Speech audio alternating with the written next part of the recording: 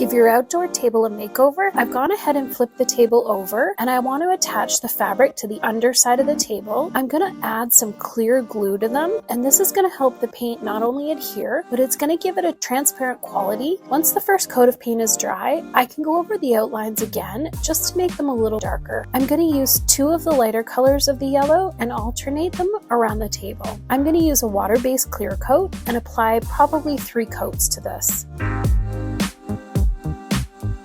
I found this fun shower curtain. I'm going to start by painting the table. Use a utility knife and run it along the edge. I want to seal the paint to protect it. Put a layer of Mod Podge all over the glass, and now I'm going to lay the shower curtain onto it. Trim off the excess, add 1 more layer of Mod Podge over the top for added protection. I scoured Amazon for the perfect shower curtain. I want to make sure I leave enough hanging over. I'm going to give the table a quick coat of paint and sew them all the way around. Thread a piece of twine through the pocket I created. It's time to put the new cover on the table.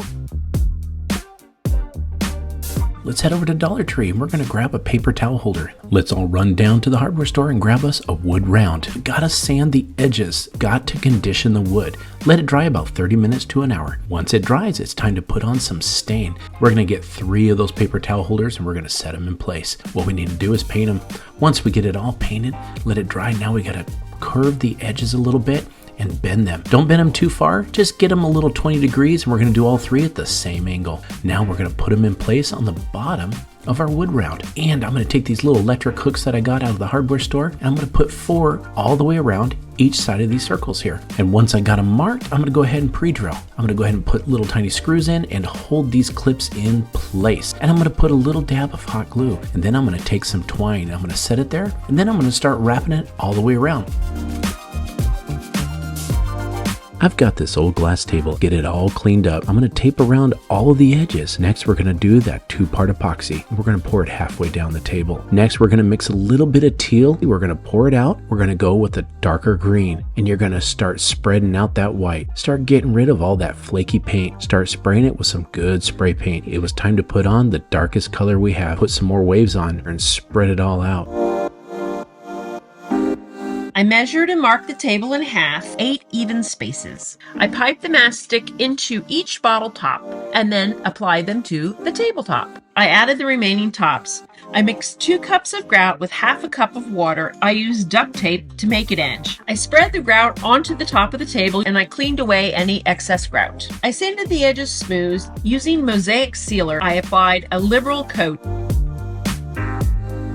The first part is making sure that the bottom is flat and level. When you're stacking the cinder blocks on top of each other, always make sure you use an all-purpose construction adhesive. It's going to hold the blocks together so there's no slippage or having them fall apart. On a project like this, you're always going to want to make sure you're wearing gloves. You're going to lay and stack 4 of these cinder blocks together. You're going to do this for both sides. Always want to make sure I take my level and just make sure it looks good. Then we're going to take 2 more, turn them the flat way. Use the construction adhesive, lay it down, and put the bricks on. These are going to lay sideways, facing each other. The next thing we're going to do, on the back half of the last cinder block, we're going to put some construction adhesive and lay this cinder block facing up. Now that we've got our cinder blocks in place, you're going to use a total of 7 on each side. The next step is putting the wood in. I took the table apart, separating the glass from the metal ring. Laid the glass on top of the picture. I mixed 2 parts white glue to 1 part black craft paint. I outlined the sun.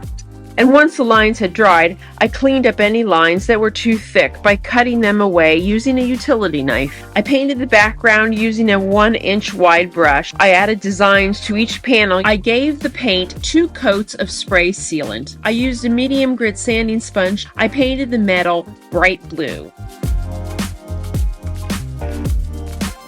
I went to Lowe's and picked up this large plastic terracotta looking pot to give this a light sand. My decor currently is horizontal stripes, so that's why I'm gonna go ahead and do this and use the width of the frog tape and make this easy for myself. So I am gonna do some pink and white stripes on this.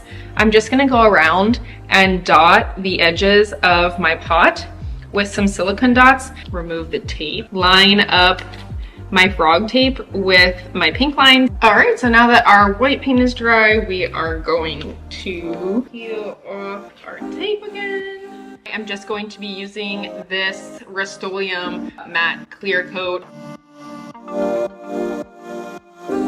Ran down to the dollar store and picked up some pool noodles. I cut them in half lengthwise. I made sure to cut the pool noodles to the length of the bench seat, and I secured it in place using a staple gun. At this point, I also added some fabric. I chose outdoor fabric because I knew that my bench was going outdoors. I secured this in place as closely as I could to the bottom of the pool noodle, put the fabric over that piece, and secured that piece again. And I continued this pattern of noodle fabric so that I could create tufted channels, and the fabric would look like it goes all the way down in between the different pool noodle pieces. When I got to the end of the bench, I again took that last piece of pool noodle, wrapped it around the back edge of the wood, and secured it in place. Now I needed to add the legs. I had ordered these legs off of Amazon. All I had to do was secure them in place using the screws that came in the box.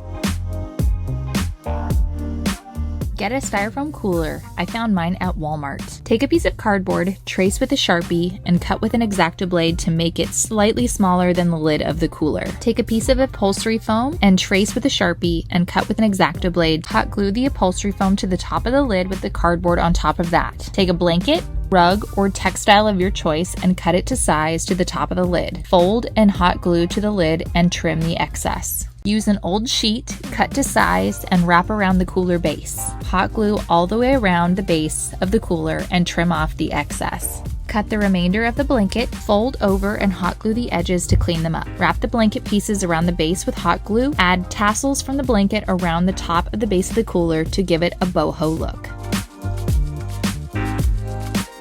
To start, I'm going to need a wood crate, and I'm going to give this a good coat of paint here. I am using a top of a desk that I am no longer using anymore, and I'm going to take my painted crate and place it bottom side down. Then I'm just going to drill some holes and add some screws. Make sure to use screws that aren't going to go all the way through the table, but are long enough to really keep it secure. Then we just flip it over, and we have this low table that's going to offer some great floor seating. To make it even more cozy, I'm adding some cushions to the ground. Grab an old door from your local thrift store. Place it on 2 sawhorses. Begin by removing any hinges and sanding it smooth. Once it's sanded, blow away the dust and add some primer.